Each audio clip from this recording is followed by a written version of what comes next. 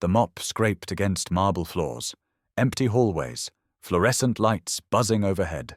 Ray Rodriguez wheeled his cart past million-dollar families' children, past perfect grades and perfect futures. But classroom 14 held something different. Tyler Ashford slumped over his desk, another failed test bleeding red ink across expensive paper.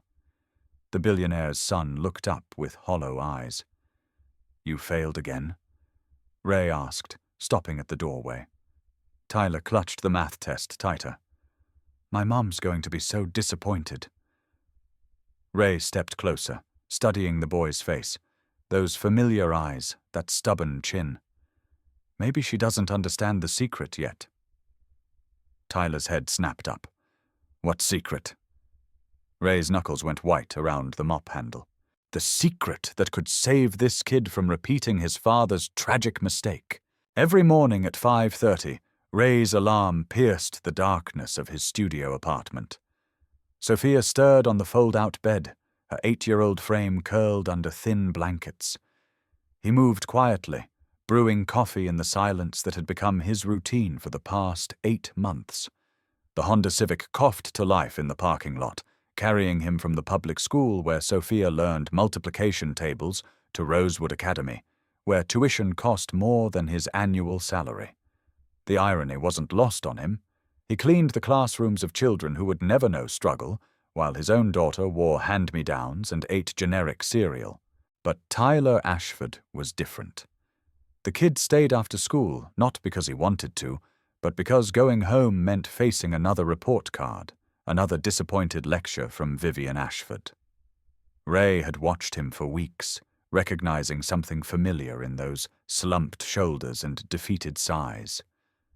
The way Tyler hunched over his desk reminded Ray of someone else, someone who had once sat in expensive classrooms, failing to meet impossible expectations.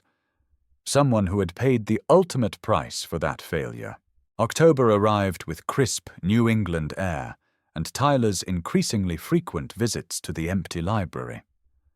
Ray found him there most afternoons, surrounded by textbooks he wasn't reading and papers he wasn't completing. Instead, Tyler sketched in the margins of his notebooks, small figures with expressive faces, detailed backgrounds that showed more talent than any math equation ever could. "What are you drawing?" Ray asked one Tuesday, startling the boy from his concentration. Tyler's hand flew to cover the sketch, his cheeks flushing red. "Nothing important. Mind if I look?" Ray set down his cleaning supplies, genuine curiosity in his voice. Tyler hesitated before sliding the notebook across the table. The drawing showed a boy flying above clouds, arms outstretched, face peaceful in a way Tyler's never was in real life. "This is really good," Ray said, and meant it. "You do this often?" Tyler shrugged, pulling the notebook back. "My mum says it's a waste of time. Says I should focus on important subjects like math and science and economics." The way he said it, mimicking his mother's precise diction, made Ray's chest tighten with recognition. "What do you think is important?" Ray asked, resuming his cleaning but keeping his tone casual. Tyler looked out the window where other students were being picked up by expensive cars driven by hired drivers. "I don't know. Maybe nothing I do matters anyway." The defeat in his voice was too familiar, too reminiscent of late-night phone calls Ray had ignored years ago. Phone calls from a brother who had felt exactly the same way. "I like quiet moments," Tyler continued, "when nobody's telling me what I should be or what I should want." Ray paused his dusting. "What do you do during those quiet moments?" "I draw, or I just sit and watch the clouds." Tyler's voice grew softer. "Mom says that's lazy, but sometimes I think the clouds know something we don't." Ray smiled, despite himself. "Like what?" "Like maybe moving slow isn't always wrong. Maybe sometimes you need to drift before you know where you're going." The wisdom in those words, coming from a 12-year-old who failed every math test, struck Ray harder than any academic achievement could have. This kid had something his test scores would never reflect: insight empathy, and an artist's soul that was being systematically crushed. The following week, Tyler appeared with more sketches. Ray made excuses to clean near the library during Tyler's after-school hours, drawn to the boy's quiet creativity like a moth to flame. "You draw from imagination or real life?" Ray asked during one of their informal sessions. "From feelings," Tyler replied without looking up from his latest drawing. "Do you think that's weird?" Ray shook his head. "I think that's honest. Most adults don't even know what they're feeling, let alone how to express it." Tyler's pencil stilled. "Do you know what you're feeling right now?" Ray considered the question while wiping down tables that were already clean. "I feel like I'm looking for something," he said carefully. "Looking for what?" "A way to help people I care about not suffer the way I once did." Tyler looked up then, studying Ray's face with the intensity he usually reserved for his drawings. "Did you suffer a lot?" Ray nodded slowly. "Everyone suffers, Tyler. The question is what we do with that suffering." The boy processed this with a maturity that belied his age. "What did you do with yours?" Ray's hand tightened on his cleaning rag. "I'm still figuring that out." By late October, Tyler had begun bringing his art supplies openly, no longer hiding his passion behind textbooks. Ray watched him gain confidence with each sketch, each small conversation about technique and inspiration. One afternoon, another student wandered into the library and caught sight of Tyler's work. "Wow, that's amazing!" Ben Clark exclaimed, peering over Tyler's shoulder at a detailed drawing of the school courtyard. "You drew this?" Tyler nodded nervously, unused to praise for his artistic efforts. "Could you teach me? I've been trying to draw my dog for weeks, but it keeps looking like a potato with legs." Tyler glanced at Ray, who nodded encouragingly. "I guess I could try," Tyler said hesitantly. For the next 20 minutes, Ray observed a transformation. Tyler became animated, patient, encouraging as he guided Ben through basic shapes and proportions. When Ben finally produced a recognizable dog, his excitement was infectious. "This is the best he's ever looked on paper. Thanks, Tyler." As Ben gathered his things to leave, Tyler turned to Ray with something resembling wonder in his eyes. "I helped him," he said quietly. "I actually helped someone do something. How did that feel?" Ray asked, though the answer was written across Tyler's face. "Good. Really good. Like maybe I'm not completely useless at everything." Ray set down his supplies and sat across from Tyler. "You're not useless at anything, Tyler. You just haven't found the right way to show what you can do." Tyler looked at his drawing, then back at Ray. "But what if what I can do isn't what matters? What if my mom is right and art is just a hobby that won't get me anywhere?" Ray leaned forward. "What if I told you that some of the most important things in life can't be measured by test scores?" November brought the midterm reports, and with them the familiar tension that settled over Tyler like a storm cloud. Ray found him in the library the day before the reports went home, staring at a math worksheet he hadn't touched. "Rough day?" Ray asked, though Tyler's posture told the whole story. "I'm going to fail everything again," Tyler said without looking up. "Mom's going to get the report tomorrow, and then—" He trailed off, but Ray could fill in the blanks. Disappointed lectures, restricted privileges, perhaps a tutor to eat away what little free time Tyler had left. "Have you told her about your art?" Ray asked gently. Tyler's laugh was bitter, too cynical for a 12-year-old. "Are you kidding? She barely tolerates my average grades. She'd probably burn my sketchbooks if she knew how much time I spend drawing instead of studying." The casual mention of burning sent ice through Ray's veins. He'd heard those words before, in a different context, with devastating consequences. "Tyler," Ray said carefully, "what if there was a way to help you not fail anymore?" The boy looked up, hope and skepticism warring in his expression. You mean like tutoring? No, something different. Something about understanding what failure really means.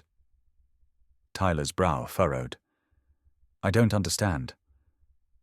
Ray glanced around the empty library, then made a decision that would change both their lives.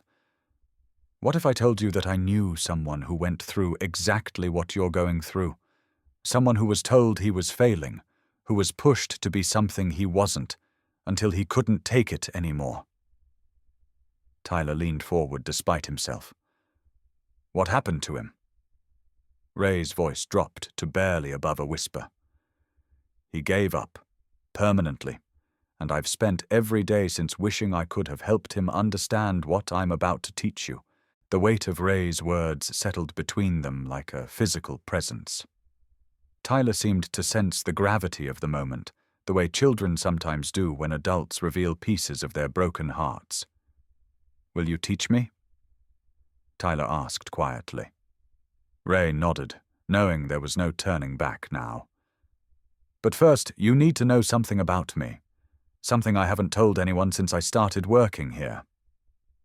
Tyler waited, his artist's instincts recognizing the importance of the moment. My name isn't really Ray Rodriguez. Ray said, each word carefully measured. I changed it when I moved here, to hide from some memories that were too painful to carry openly. Tyler's eyes widened. What's your real name? Ray Martinez. And the person I told you about? The one who gave up? Ray's voice cracked slightly. That was my brother, Daniel Martinez. Tyler's face went pale as recognition flickered in his eyes. Martinez? He repeated slowly. That name. Why does it sound familiar? Ray's heart hammered against his ribs as he watched understanding dawn in Tyler's expression. Because it used to be your name too, Tyler, before your mother changed it. Daniel Martinez was your father. The words hung in the air between them, reshaping everything Tyler thought he knew about his life. Tyler stood so quickly his chair scraped against the floor. That's impossible. My dad's name was Daniel Ashford. He died in a car accident when I was little. Ray shook his head slowly, each movement deliberate and heavy with truth. Daniel didn't die in an accident, Tyler, and his real name was Martinez, not Ashford. Your mother. She changed a lot of things after he died. Tyler's hands were shaking now, his breath coming in short gasps. You're lying. You have to be lying. But even as he said it, Tyler was studying Ray's face, seeing the resemblance he'd somehow missed before, the same dark eyes, the same stubborn set to the jaw.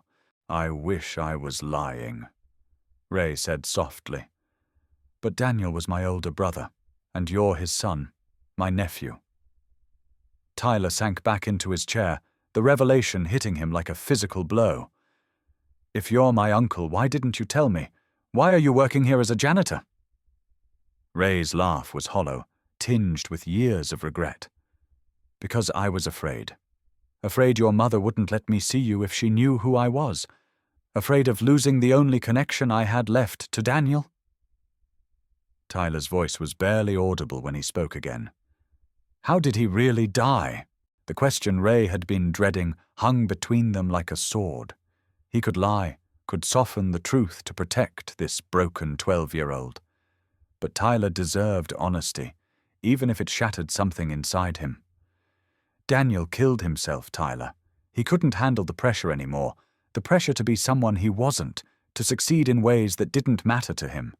Your mother wanted him to run the family business, to give up his art, to become the perfect corporate heir. Tyler's face crumpled. He was an artist? One of the most talented people I've ever known, but talent doesn't matter when nobody believes in it. Tyler was quiet for a long time, processing revelations that would have sent most adults reeling. When he finally spoke, his voice carried a weight that shouldn't have belonged to someone so young. Is that why Mom doesn't want me to draw? Because she's afraid I'll be like him? Ray nodded, his throat tight with emotion. She thinks she's protecting you, but she's doing the same thing to you that she did to Daniel. Tyler looked at his hands, still stained with pencil lead from his afternoon sketching. What if she's right? What if I am weak like him? Ray reached across the table and grabbed Tyler's shoulders gently but firmly. Tyler, listen to me. Your father wasn't weak. He was destroyed by people who couldn't see his strength. But he gave up. Tyler's voice broke on the words. He left me. Ray's eyes filled with tears he'd been holding back for years. He thought leaving was the only way to stop the pain. But that's why I'm here, Tyler, to make sure you understand you have other choices. Tyler wiped his nose with his sleeve, a gesture so young and vulnerable it made Ray's heart ache. What choices? The choice to be yourself without apology. The choice to find people who support your dreams instead of crushing them. The choice to understand that real failure isn't getting bad grades, it's losing yourself trying to become someone else's idea of success. That evening, Tyler sat in his room, staring at his latest drawing, a portrait of a man he'd never consciously remembered, but whose face felt familiar in ways he couldn't explain. When Vivian knocked on his door, Tyler didn't hide the sketchbook like usual. Come in, he called, his voice steadier than it had been in months. Vivian entered wearing one of her perfectly pressed business suits, her expression already set for the conversation about Tyler's grades, but she stopped short when she saw what Tyler was holding. Who is that? She asked, though her tone suggested she already knew. My father, Tyler said simply. My real father, Daniel Martinez.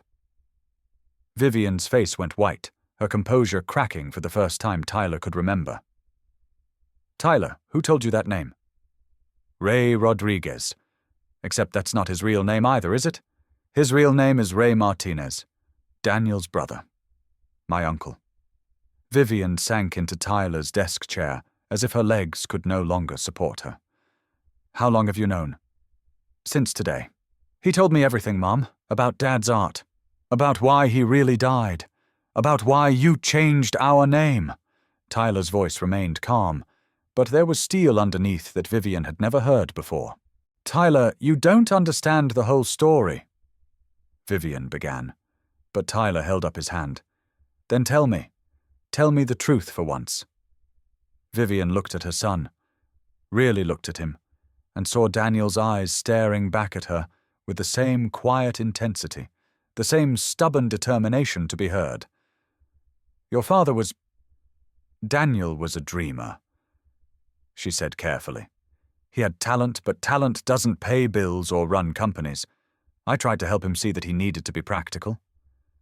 Tyler's expression didn't change. You tried to make him into someone he wasn't. I tried to prepare him for the real world, and when he couldn't be what you wanted, he killed himself rather than disappoint you anymore. The words hit Vivian like physical blows, each one more devastating than her worst business setback. It wasn't like that, she whispered, but even she could hear how hollow the denial sounded. Tyler stood up, his sketchbook still in his hands. I won't let you do the same thing to me, Mom. I won't pretend to be someone I'm not just to make you happy. Vivian's carefully constructed world began to crumble around her. So what are you saying? That you want to throw away your education to be an artist? I'm saying I want to be Tyler Martinez, not some version of Tyler Ashford that you made up. Tyler's voice grew stronger with each word. I want to know about my real father. I want to spend time with my uncle, and I want to draw without feeling like I'm committing a crime.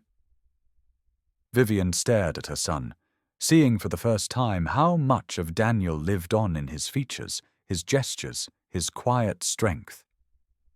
And if I say no? Tyler met her gaze without flinching. Then you'll lose me the same way you lost him. Maybe not the same way, but you'll lose me. The next morning, Vivian Ashford walked into Rosewood Academy with the determination that had built her business empire, but directed toward a very different goal. She found Ray in the janitor's supply closet, organizing cleaning supplies with the methodical precision she remembered from years past. "Hello, Ray," she said from the doorway. "Or should I say Daniel?" Ray turned slowly, his face carefully neutral. "Vivian, my son tells me you've been having some interesting conversations." Ray straightened, preparing for a confrontation he'd dreaded for months. "Tyler deserves to know the truth about his father." "And what truth is that?" Vivian stepped into the small space, her presence filling it with tension. "That Daniel was weak? That he abandoned his family because he couldn't handle responsibility?" Ray's jaw tightened. That Daniel was crushed by impossible expectations. That he died believing he was a failure because the people who were supposed to love him couldn't see his worth. Vivian flinched but didn't back down. "Don't lecture me about love. I loved Daniel more than you could possibly understand. You loved the idea of what Daniel could become. You never loved who he actually was." The accusation hung between them like a challenge. Vivian's composure, legendary in boardrooms across the country, finally cracked. "You think it was easy? Watching him waste his talent on paintings that would never sell while the family business fell apart around us?" Ray stepped closer. "You think it was easy watching him lose himself piece by piece because nothing he did was ever good enough for you?"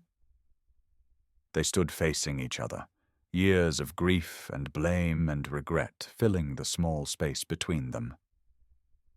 "I did what I thought was best," Vivian whispered. "And I killed him because of it." The admission seemed to physically pain her, as if speaking the words aloud made them more real than they'd been in her nightmares. Ray's anger softened slightly, replaced by the exhaustion of carrying someone else's guilt for so long. "You didn't kill Daniel, Vivian, but you didn't save him either, and now you have a chance to do things differently with Tyler." Vivian looked up, tears threatening to spill from eyes that hadn't cried in years. "What if I don't know how? What if I mess this up the same way I messed up with Daniel?" Ray studied her face, seeing past the corporate mask to the frightened woman underneath. "Then you learn. You listen to Tyler instead of talking at him. You ask him what he wants instead of telling him what he needs." Vivian nodded slowly, the gesture of someone accepting a burden she'd spent years avoiding. "He wants to spend time with you, to learn about Daniel." Ray's voice softened. "And I want to know Tyler, not as the janitor who overhears his conversations, but as his uncle." Vivian took a shaky breath. "What do you need from me?" "Permission to be part of his life, to show him Daniel's paintings, to help him understand that being different isn't the same as being wrong." That afternoon, Tyler found himself in an unprecedented situation. His mother and uncle sitting together in the family room, photo albums and art supplies spread across the coffee table. Vivian looked uncomfortable but determined, like a CEO preparing for a hostile takeover. Ray seemed more relaxed than Tyler had ever seen him, as if removing the weight of secrecy had freed something inside him. "Tyler," Vivian began carefully, "Ray has some things that belonged to your father. Things I should have shown you years ago." Tyler approached cautiously, unused to his mother's tentative tone. Ray opened a portfolio Tyler hadn't seen before, revealing dozens of paintings and sketches. Tyler gasped at the first image, a watercolor of himself as a toddler, laughing in a garden he barely remembered. Dad painted this? Tyler reached out to touch the paper with reverent fingers. "Daniel painted you constantly," Ray said softly. "You were his favorite subject." Tyler flipped through page after page of artwork, landscapes, portraits, still lifes that captured everyday moments with stunning beauty. "He was really good," Tyler breathed. "He was extraordinary," Vivian said quietly. "I was too afraid to admit it at the time." Tyler looked up at his mother, seeing vulnerability in her expression that was as foreign as a new language. Why were you afraid? Vivian struggled with the answer, her corporate training warring with maternal honesty. Because I thought the world would eat him alive. I thought if he wasn't strong enough to fight for traditional success, he'd never survive. Tyler turned back to the paintings, studying his father's technique with an artist's eye. Maybe he would have survived if someone had believed in him. The observation, delivered without malice but with devastating accuracy, made Vivian flinch. "I believe in you," she said suddenly, the words rushing out before she could stop them. Tyler looked up, surprise clear in his expression. "You do?" Vivian nodded, tears finally spilling over. "I don't understand your art the way Ray does. I don't know how to encourage creativity or nurture talent. But I believe in you, Tyler, and I'm going to learn how to show it better." Tyler stood and walked to his mother, awkwardly patting her shoulder in comfort. "We can learn together," he said simply. Dad would have liked that. Over the following weeks, an unusual routine developed in the Ashford household. Ray joined them for dinner twice a week, sharing stories about Daniel's childhood, his artistic development, his dreams beyond the family business. Tyler absorbed every detail hungrily, finally understanding where his artistic impulses came from. Vivian listened too, discovering aspects of her late husband she'd never taken time to notice. Daniel used to say that art was about capturing moments that mattered. Ray told them one evening.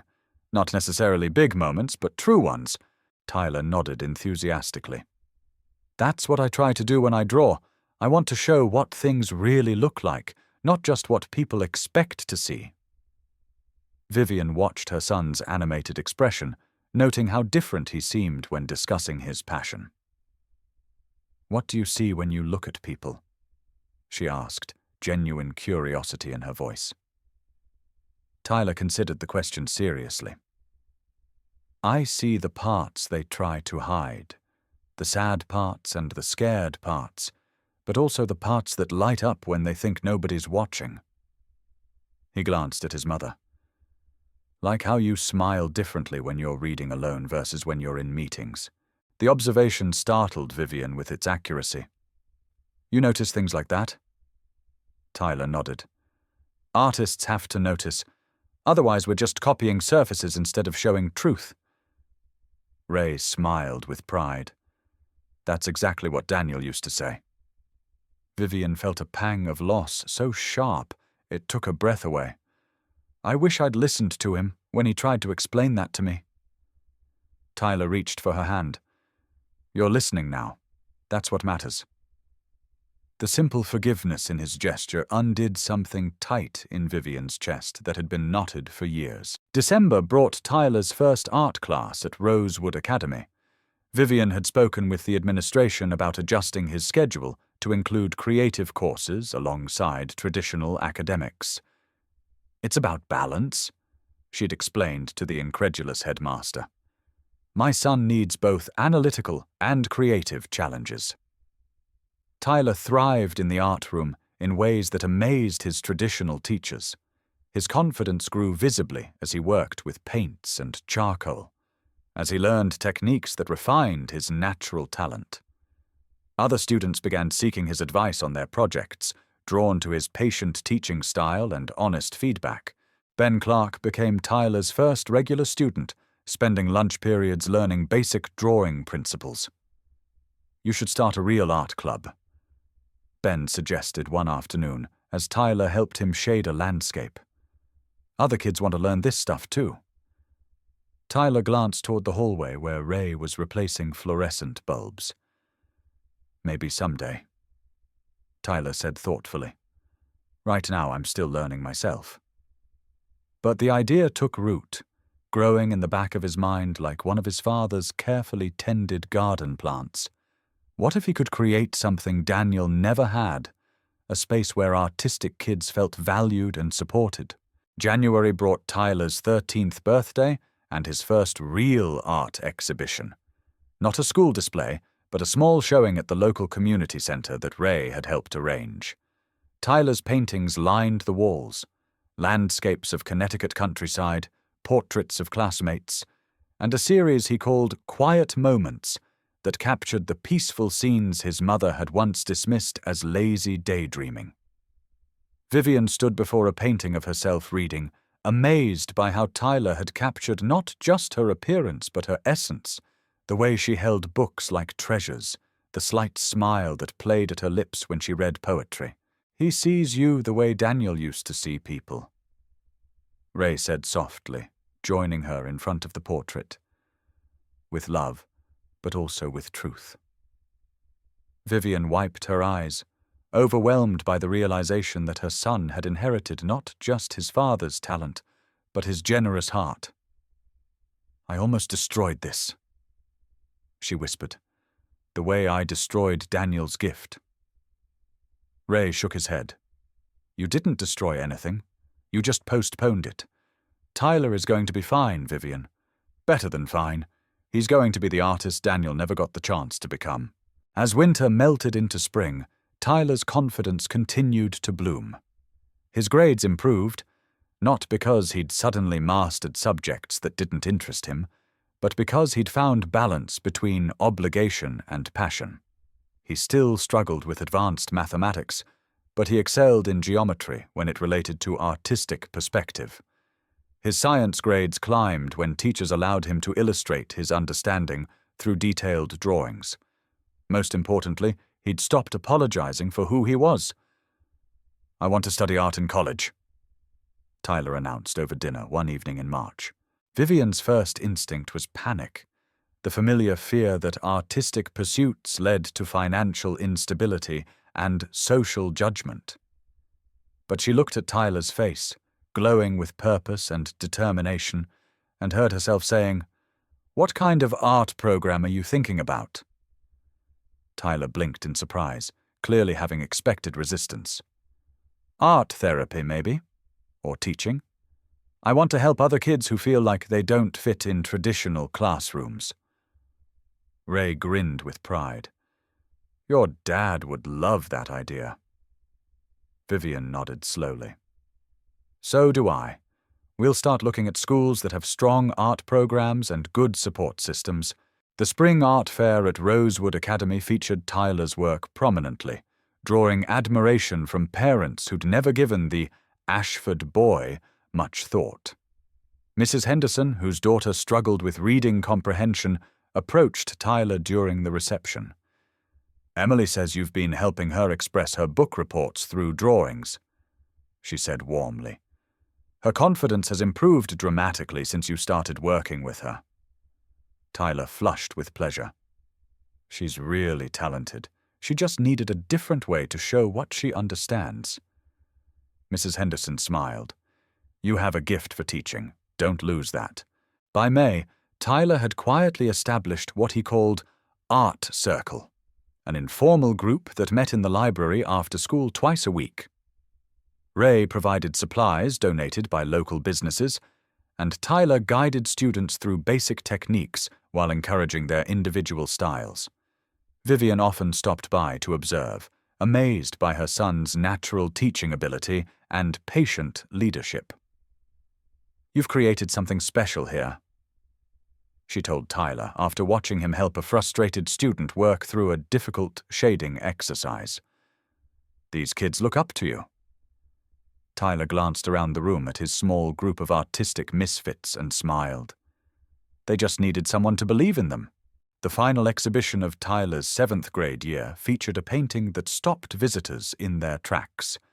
It showed 3 figures, a man painting at an easel, a boy watching and learning, and another man observing with gentle pride. The nameplate read, "Generations," and included a small dedication. "For Daniel Martinez, who taught me that art isn't about perfection, it's about truth. And for Ray Martinez, who taught me that family isn't just about blood, it's about choosing to show up." Vivian stood before the painting with tears streaming down her face, finally understanding what she'd been too afraid to see before. Ray found her there after the crowd had dispersed, both of them staring at Tyler's tribute to his father and uncle. "He's going to be okay," Ray said quietly. "More than okay. He's going to change lives the way Daniel always wanted to. Vivian nodded, her voice thick with emotion. I almost lost him the same way I lost Daniel. Thank you for helping me find a different ending to this story. Ray smiled, feeling a weight lift from his shoulders that he'd carried for over a decade. Thank Tyler. He's the one who chose to fight for himself instead of giving up. As summer approached, Tyler faced his future with confidence his father had never been allowed to feel. He'd learned the secret Ray had promised to teach him, that real failure wasn't about disappointing others, but about betraying yourself. He'd discovered that success came in many forms, not all of them measurable by traditional standards. Most importantly, he'd learned that he didn't have to choose between family loyalty and personal authenticity. Love, real love, didn't require him to diminish himself to make others comfortable. It asked him to shine brightly and trust that the right people would celebrate his light rather than trying to dim it. The last day of school found Tyler cleaning out his locker while Ray finished his final rounds of the year. Uncle Ray, Tyler called, using the title that still felt wonderfully new on his tongue. What are you going to do this summer? Ray grinned. Sophia and I are taking a road trip to visit art museums. Want to come? Tyler's face lit up. Really? Mom would let me. She suggested it. Ray said with a laugh. Apparently she thinks expanding your artistic education is important for your development. Tyler shook his head in amazement. A year ago, she wouldn't even let me keep a sketchbook in my room. People can change, Tyler, when they have good reasons. Ray helped Tyler stuff the last of his art supplies into his backpack. What's your good reason going to be? Tyler thought for a moment, then smiled with the quiet confidence that had replaced his old uncertainty. I want to prove that being different isn't the same as being wrong. I want to help other kids understand what you taught me, that the secret to not failing is being brave enough to succeed as yourself. Ray nodded with satisfaction. The cycle of shame and suppression that had claimed Daniel Martinez had finally been broken. In its place stood Tyler Martinez Ashford, artist and teacher, ready to paint a future his father could never have imagined. As they walked out of Rosewood Academy together, uncle and nephew, Ray felt Daniel's presence in the warm spring air. His brother's legacy lived on, not in corporate achievements or traditional measures of success, but in the gentle strength of a boy who'd learned to value his own gifts. Tyler had discovered the secret that had eluded his father. That authentic success wasn't about becoming someone else's idea of perfect, but about having the courage to be imperfectly, beautifully yourself. The janitor's son had taught the billionaire's boy the most valuable lesson of all, that failure was impossible when you refused to abandon your own heart.